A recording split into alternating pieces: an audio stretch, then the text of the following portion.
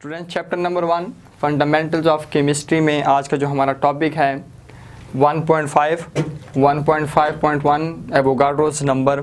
आज हम बात करेंगे एवोगाड्रोस नंबर क्या चीज़ है और इसका इस्तेमाल केमिस्ट्री में कहाँ पे होता है। बात क्लियर।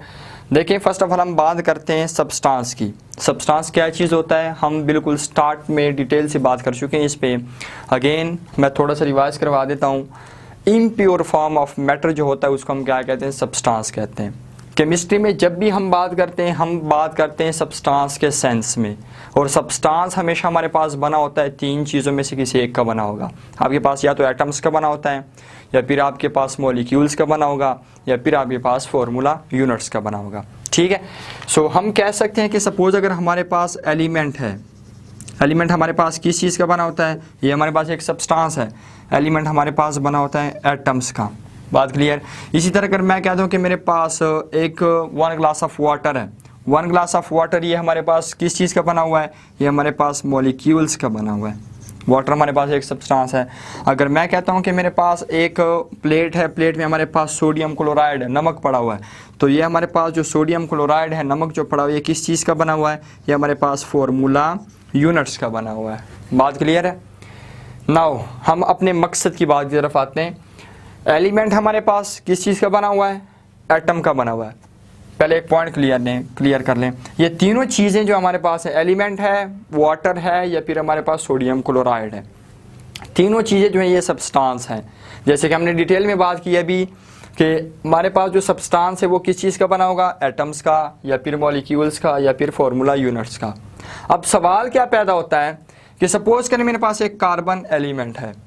अब कार्बन एलिमेंट, हम तुमने तो डेफिनेशन में ये बात की है कि element same type of atom से बना होता है।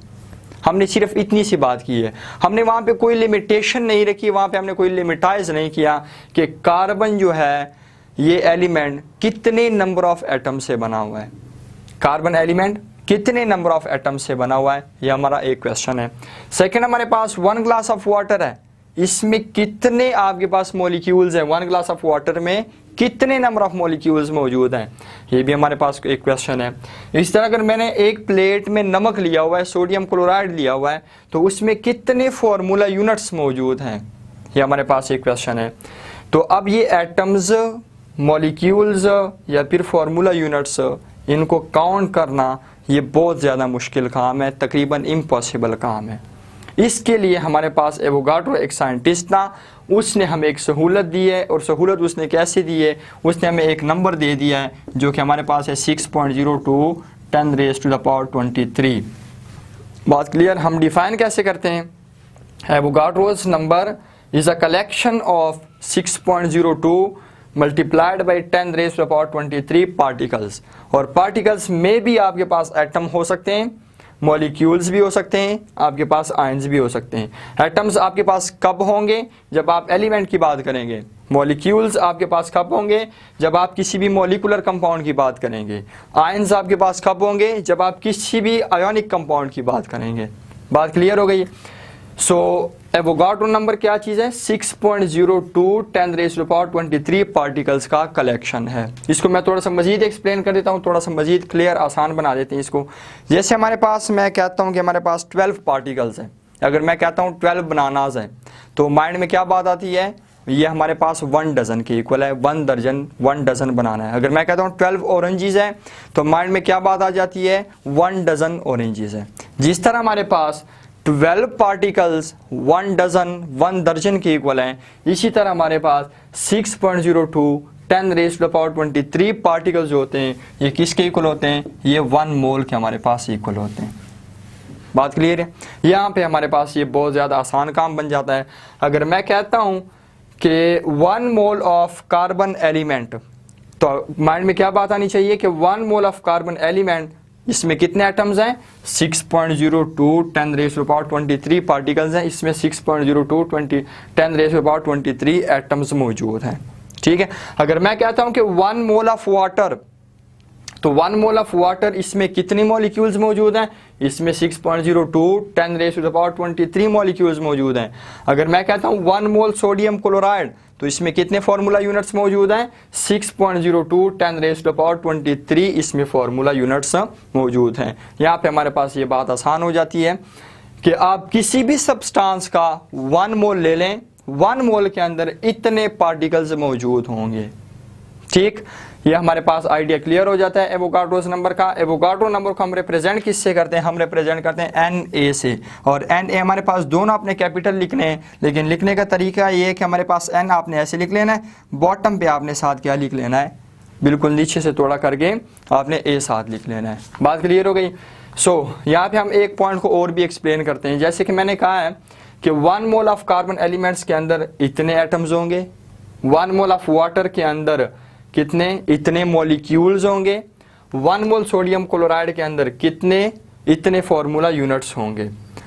अब यहाँ पे हमारे पास जैसे मैंने पॉइंट नोट करें, मैंने कहा है कि 1 मोल ऑफ वाटर के अंदर कितने मॉलिक्यूल्स होंगे? इतने मॉलिक्यूल्स होंगे। ठीक, लेकिन अगर हम कहते हैं कि 1 मोल ऑफ वाटर के अंदर कितने एटम्स हैं? Not molecules. 1 mole of water के अंदर कितने एटम्स हैं? मॉलिक्यूल की बात मैं नहीं कर रहा। तो उसके लिए हमारे पास तरीकाकार क्या है? वो ये है कि हमारे पास H2O जो है, हमने एटम्स की बात करनी है, तो H2O हमारे पास 2 एटम्स हाइड्रोजन के और 1 ऑक्सीजन एटम का, हमारे पास दोनों कंबाइन होके एक H2O मॉलिक्यूल बना लेते हैं। बात क्लियर?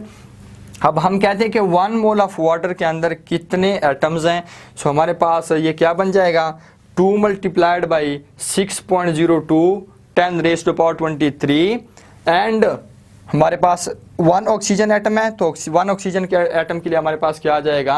6.02 10⁻23 हमारे पास ये क्या करेंगे? 1 मोल ऑफ वाटर को कंस्टिट्यूट करेंगे। या मैं अगर लिख लेता हूँ यहाँ पे, देखिए हमारे पास H2O चूंकि हमारे पास कितने एटम्स का बना हुआ है?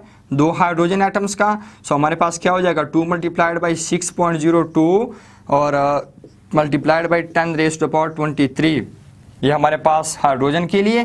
साथ हमारे पास एंड ऑक्सीजन के लिए हमारे पास क्या आ जाएगा? चूंकि 1 एटम है, सो हमारे पास ऐसे लिख लेंगे 10⁻23। ये हमारे पास क्या कंस्टिट्यूट करेंगे?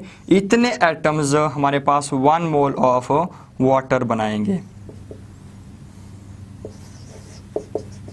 बात क्लियर? इसी तरह अगर हम बात करते हैं कि हमारे पास 1 मोल सोडियम क्लोराइड के अंदर कितने एटम्स मौजूद हैं, मैं फार्मूला यूनिट्स की बात नहीं कर रहा, मैं एटम्स की बात कर रहा हूँ। उसका भी हमारे पास यही तरीकाकार है। देखें हमारे पास सोडियम क्लोराइड फार्मूला यूनिट क्या है? NaCl है। कितने एटम्स हैं हमारे पास इसमें? इसमें हमारे पास एक सोडियम एटम है, एक हमारे पास क्लोरीन एटम है। बात क्लियर हो गई? तो 6.02 10⁻23 for sodium and 6.02 for 10⁻23 for chlorine together constitute 1 mole of sodium chloride. So students, it's all about Avogadro's number. Next lecture इंशाल्लाह हमारा बहुत इंपॉर्टेंट लेक्चर है मोल का, अगले लेक्चर में उस पर डिटेल से बात करेंगे।